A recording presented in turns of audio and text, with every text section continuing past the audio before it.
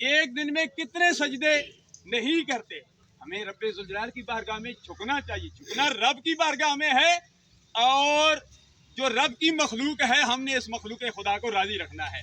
یہ مخلوق خدا رب ذوالجلال کا کنبہ ہے. وفی انفسکم افلا تبصرون. رب ذوالجلال فرماتا ہے کہ میں تمہارے اندر موجود ہوں. فرمایا تمہیں چاہیے کہ رب ذوالجلال کا جو کنبہ ہے، جو مخلوق ہے، اس مخلوق سے محبت کرو.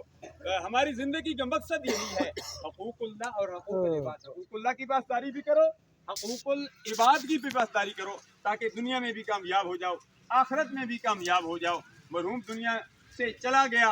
ابھی مرحوم کو سے 3 سوال ہو جائیں گے. 3 سوال ہوں گے، کیونکہ اسم کے بھی 3 قسمیں ہیں، کلمے کی بھی 3 قسمیں ہیں، اور تیمم کے بھی 3 ہی فرائض ہیں.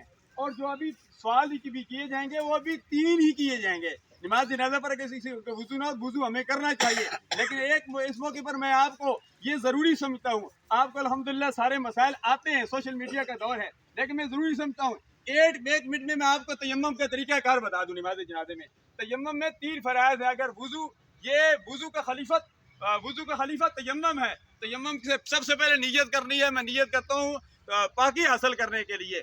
یہ پہلی نیت، یہ فرض ہے. دوسرا، مٹی پر آپ نے ہاتھ مارنا ہے. نیچے ہاتھ مار کر مٹی پر، جس کپڑے پر مٹی لگی ہوئی ہے، آپ نے اپنے منہ پہ ہاتھ پھیر دینا ہے، چشمے اتار دینے ہیں.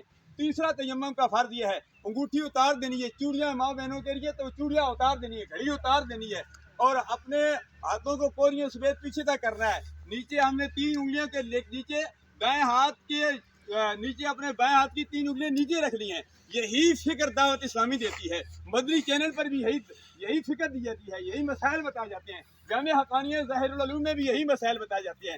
آپ یہ تیسرا فرض، 3 انگلیاں کے نیچے، اور سیدھے آپ نے یہاں تک ہاتھ لے آنا.